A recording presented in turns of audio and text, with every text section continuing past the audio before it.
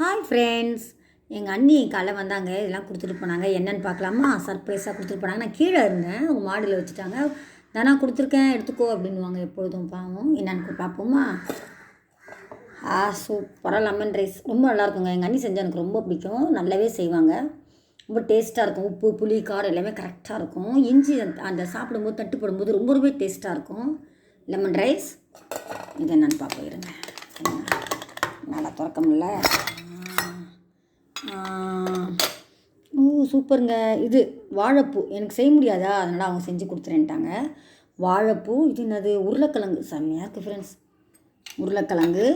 இது என்னென்னு பார்ப்போம். இருங்க. அடாடாடா, திறக்க முடியல. ஆயிடுச்சு. இது என்னன்னு தெரியலையே. கூட்டு பெங்களூர் கத்திரிக்காய் கூட்டுன்னாங்க.